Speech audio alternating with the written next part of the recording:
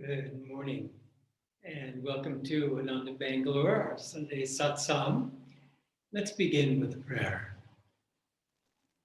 Heavenly Father, Divine Mother, friend, beloved God, Jesus Christ, Babaji Krishna, Lahiri Mahachaya, Swami Shri Yukteswarji, beloved Guru, Paramahansa Yoganandaji, saints of all religions, beloved Swamiji, we humbly bow to you all.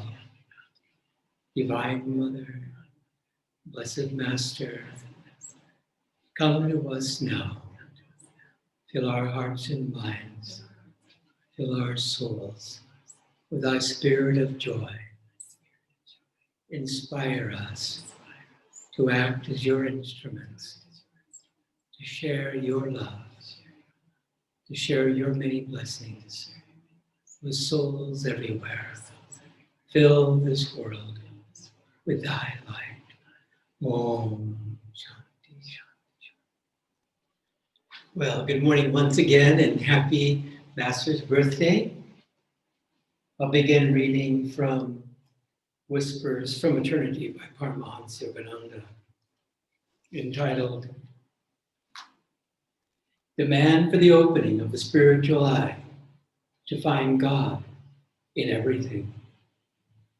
My eyes are enthralled, O Father, with the beauty of earthly flowers, with life's passing scenes, and with the sailing, silent clouds.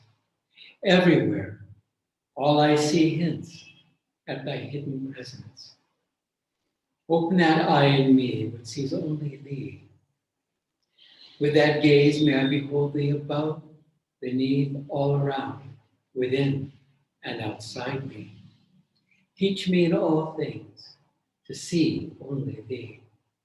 Open in me that eye which beholds everywhere thy hidden but ever subtly reigning wonder.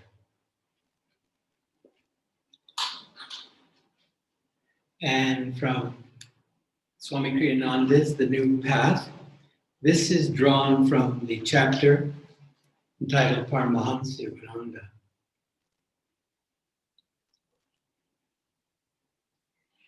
In Ranchi, India, I was told a touching story dating back to Master's return there in 1935.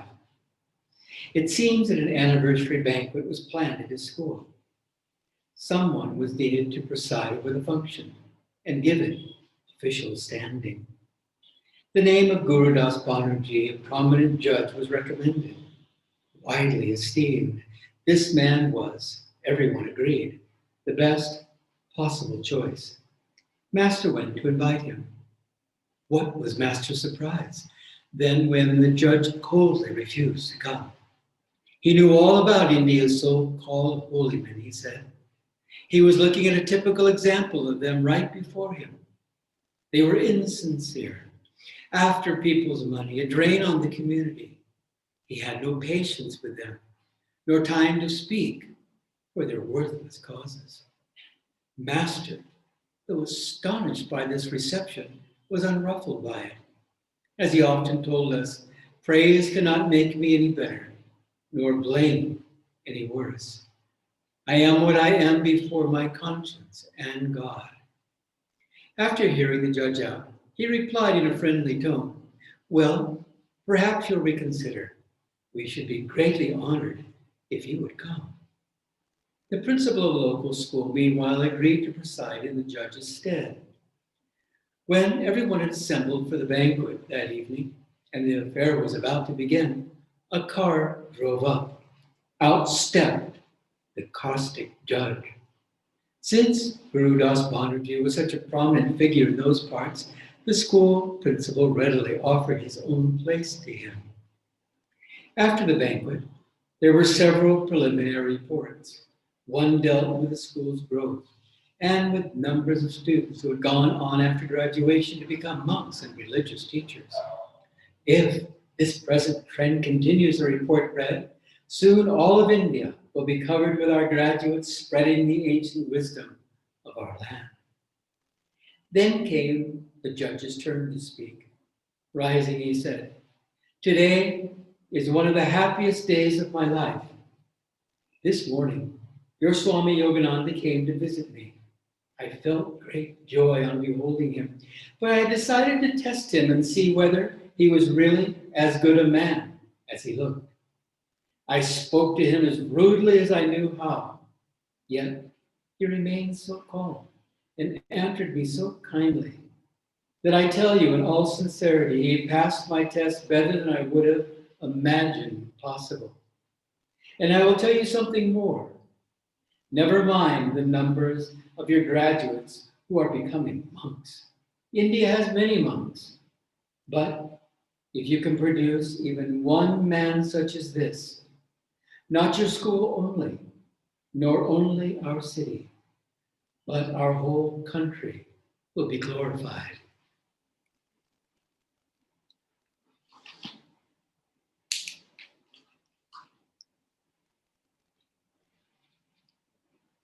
Not that long ago, though I guess it was, back in 1993, this was the celebration at Ananda Village in Nevada City, California, of Yogananda's 100th birthday.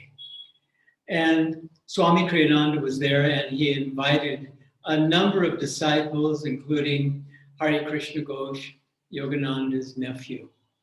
And they spoke with real inspiration. And I would urge you to, if you haven't, to go to YouTube and see that wonderful celebration where these disciples are sharing from their hearts the various experiences that they had directly or heard from others. And it was a very, very heartwarming and a very special experience that happily, with our technology, can be relived, and the inspiration, of course, continues on. You know, with the serious condition that we are facing, we think again and again, all of us in our many, many ways, what can we do to help? And really, it's true. If you want to change the world, change yourself. And look what Yogananda, as is true of the many, many great saints of India and throughout the world, look what he was able to do by changing himself. He changed himself, he ridded himself of all past karma and came into this world only to help, to act as an example, to inspire us, not to say to us for a moment how great he was. That was obvious to those who had the eyes to see, but only to share with us, ye too are gods. And all that we need to do is to roll up our sleeves and do the work. Self-effort draws grace. And so Master's birthday this time is a very, very special time, especially riding on the heels of New Year's, a time of new beginnings, where we can resolve to meditate more deeply, not just for ourselves, but really for everyone. Because think of it, every time the karma that's lodged in the deep spine, the astral spine where the chakras reside, every time that karma is released, then the joy also begins to make its presence known.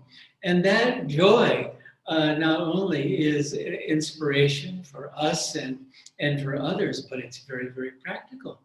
Because that joy is God and God is joy. And that joy animates our thoughts and animates our speech and animates our activities. When we meditate on Yogananda's life, it is a very, very, very inspiring thing to do. Because one moment he's laughing and telling jokes perhaps, the next moment he's in samadhi. The next moment he's writing interpretations of the Bhagavad Gita, and on it goes. Swami Kriyananda often would say that he's meditated with his experience with Yogananda, the last 3.5 years of Yogananda's life. He's meditated again and again and again on the many, many episodes that he experienced, and the experience too that were shared by other brother and sister disciples, and has gained much spiritually through that spiritual practice. And so we too do ourselves a very great turn, and it certainly as a community service, to immerse ourselves in all of these wonderful stories that are just saturated with, again, the devotion, the love of the Guru. I remember a time when he was with Dr. Lewis, and Dr. Lewis was his first disciple in America, a very conservative Bostonian dentist. And Yogananda wanted to break him of this habit of thinking, too much, about perhaps his truly superficial roots of being there, born and raised on the East Coast and all that involved. And so one time they were staying at a hotel, and Yogananda invited him to go out and practice the energization exercises.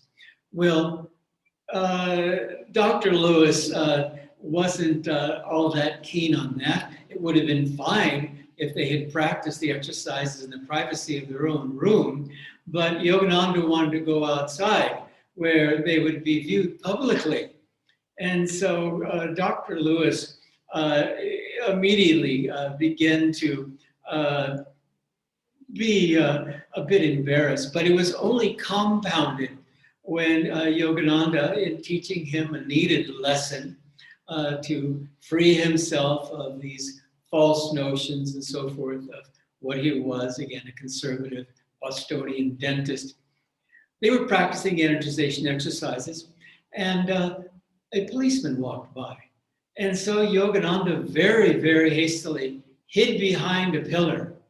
And of course, that drew the attention of the policeman. And Dr. Lewis just wanted to die on the spot of embarrassment. And so the policeman began to wonder what was going on and said, what's going on there? Thinking that maybe they were robbers planning a crime.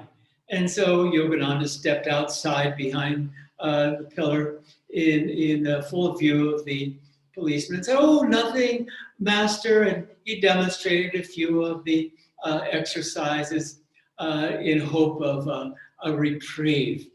And so the policeman, walked on. And then again, Yogananda ducked behind the pillar. And this time the policeman got even more aroused. What's going on here? And so forth. And Yogananda explained that they were just doing exercises. Well, at this point, much to Dr. Lewis's credit, he was just shaking with mirth. It was so funny and so apparent as to what Yogananda was doing, imparting this very needed lesson to get out of the habit of being locked in our minds, locked in our personalities, and all of these things that do nothing for us because, again, we're spirit. We only have to be thinking that we are in these bodies for eternity. We know as yogis that is not the case. We're here for a very short time, and then we will merge back into the light one fine day. Yogananda, too, in another episode, which was again to teach this disciple a needed lesson. He was there in the kitchen. This is a wonderful story in Swami Kriyananda's The Path. The chapter is Work versus Meditation, a great chapter to read. It's very, very profound, fun, and again, inspiring.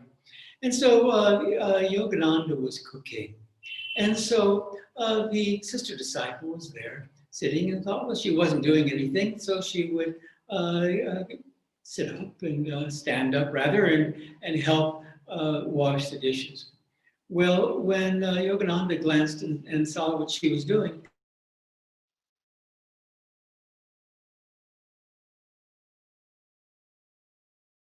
this great chaos, and she had never experienced such messy cooking, a cook in the kitchen, never in her life. She couldn't believe it. And the more she tried to keep up with him, the more he dirtied more and more dishes, and many perhaps he didn't even need. And finally, she just couldn't keep up, and she just sat down. And then she noticed that Yogananda was no longer creating this big mess. And she understood when all was finished there in the kitchen. She said to Yogananda, she said, I've been thinking that I need to shift my attitude. I've been thinking just about working. Rather, I should be thinking about serving. And she got the lesson because working was draining her energy, as Yogananda said very bluntly. If you think you're working too hard, you're no good. Because we are forgetting to be true karma yogis. We're just feeling like we're the ones, that are creating whatever we're creating, when in fact, it's spirit flowing through us. And so this was a very needed lesson. She went from work, which was a very constrictive attitude, to seva, service, to being a selfless karma yogi. Well, of course, the stories abound of Yogananda, the many, many things he did in his time on this earth. And it was a short time. He only lived 59 years. And he said to disciples close to his departure from this earth in Mahasamadhi, he said, Divine Mother has been telling me my time is very short, but I've been resisting because I have a few more projects. And so finally, he said that she said to him, if you don't leave your body, I'll come and drag you away. And he didn't want to put Divine Mother to that trouble. And so there, and Swami Kriyananda was there in Los Angeles during his Mahasamadhi, March 7th, 1952, he passed from this world. And Swami Kriyananda said it was quite astonishing, again, being there present, knowing as Yogananda did, because he had said to the disciples hours before, wish me luck, I have a big day. And they thought it was because he was meeting these various dignitaries from India, including the ambassador. Said, no, that's important too, but I really have something else in mind. And of course, that was his Mahasamadhi, where he consciously left his body. And Swami remarked that it was so incredible that there he was, knowing really at one point, minutes before he was to pass from this earth, he was so loving, so respectful. All he was wanting to do was to give, knowing that it was going to be an incredible blow when he left this world. His disciples would be filled with grief, of course, because now their guru was no longer going to be present in the body, and they were going to have to seek him all the more inside. Again, happily, as he said, I reside in your heart for those who think me near. I will be near. And so Yogananda's life was an example to all of us that we really do ourselves a great turn in understanding that, of course, the work we do is important. It may be working at home, raising children. It may be working in the office, whatever it might be. But the job is to let go and let God, to allow the Spirit to flow through us. And for us, more and more, as disciples, as spiritual aspirants, we are beginning to understand the importance of stepping to the side and calling on the Guru and praying to him deeply, please My thoughts are not so good. I'm beginning to get trapped into worry consciousness. Let me remember, as you yourself recommended, as we shared with the Guru, to go on a worry fast. And the next thing we know, we're able to dispel from our mind these things that drop our consciousness and we lose attunement. All we need to do, again, is to stay in tune with the Guru and know that on this voyage of life, he is there right by our side. Make no mistake that we are not bothering him. I know in the early years, I would ask him for, things that were very important. Perhaps I was at a major crossroad. And so I would pray very sincerely, please help. But I had this thought not to bother him about the little things, whatever it might be. And I thought, what is this? He's not being bothered. Ask him anytime you want for anything. Even Yogananda said, if you have wholesome desires, go after them. So I then begin to change. And in that way, spend more time with the Guru. Spending more time with the Guru is so important because the Guru is perfect. We are, as we like to say, half-baked saints. We are a work in progress. And so for us, it's very important to know that throughout the day, day after day, as a work in progress, we're going to be needing help. And so with humility, with a childlike spirit, we need to call on the Guru anytime we can think of it. He will be there. Just as Master said about Babaji, if you say Babaji's name, Om Babaji, you will attract an instant spiritual blessing. And so it is true of all these great saints. Of Yogananda, you call on his presence, and you feel his guidance. And we find that the joy increases because as we're meditating and releasing karma, and as we're doing our seva is very important too. It's another form of sadhana, as we well know. We are releasing karma when we're doing our karma yoga with the right spirit, with the right attitude. And as this karma, that's why the fire ceremony is so very important, because it reminds us to throw everything into the fire to be burnt up. Especially, it's important during this new year to resolve to rid ourselves of habits that are doing nothing but dragging our consciousness down, and to affirm, to deepen our sadhana, and to be more selfless in our activities, and to be less ego-bound and more here at the point between the eyebrows, more here in our hearts. And to think of Yogananda and the many, many, many, many things that he did to uplift his disciples. It was so touching to see that he was very, very keen on even the little details. One time, Swami Kriyananda was expecting his parents to visit. And of course, this was going to be quite a time for him. And they were going to be meeting his guru and so forth. And Yogananda had asked Kriyananda to grow a beard because Kriyananda came as a young man at 22, and Yogananda thought he would look more mature with a beard, and that he was teaching and so forth. And so Yogananda, wanting to make sure that Swami Kriyananda was going to make a good impression there with his parents, Yogananda himself, trimmed Swami Kriyananda's beard. And Swami said in later years that he tried to keep his beard short. It reminds me it's time for my own beard trim. Short as Yogananda had in those early years. And little things like that. One time Yogananda gave the monks money for ice cream.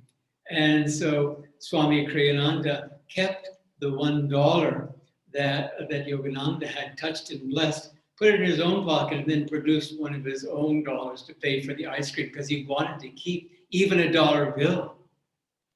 it was sacred because the Guru had touched it and had become a sacred relic.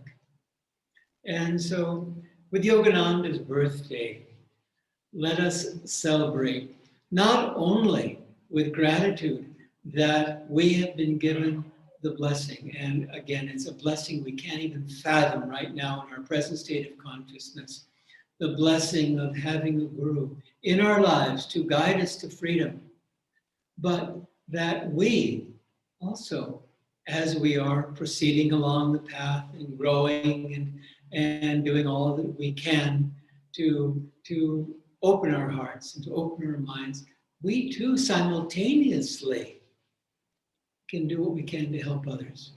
Every karma is released, then that joy can flow. Every karma that's released through meditation, through seva, then that love can flow. That is a fact. And it gives us this great, great hope and encouragement that meditation really works. Sometimes we have to convince ourselves if we're going through a dry spell, is it really working? But of course it is. Even a busy meditation is burning up karma. Perhaps it's not burning up as much as we could, but still, a little bit, then that karma is released. And there is then a little bit more energy to love God and to serve God and to expand our consciousness and to lift this world into the light. And so, happy Master's birthday. Again, it's a joy to spend it with all of you in this way. I'm getting more and more inspired that Divine Mother gave us the technology that even when we're all locked in our homes and so forth, we can still spend time with one another in a real sense. And that too is a gift. It's a gift that we really appreciate. So have yourself a wonderful day and share generously the blessings that come during these auspicious times with your loved ones, co-workers, with this entire world. So, God bless you. Good, thank you. Let's close with a healing prayer. Feel the Master's blessings surrounding this world with light, and filling each one of us with His love and His compassion, His bliss. And let's pray. Divine Mother, Thou art omnipresent, Thou art in all Thy children, Thou art in souls everywhere in me. Manifest Thy healing presence in all bodies, minds, and souls.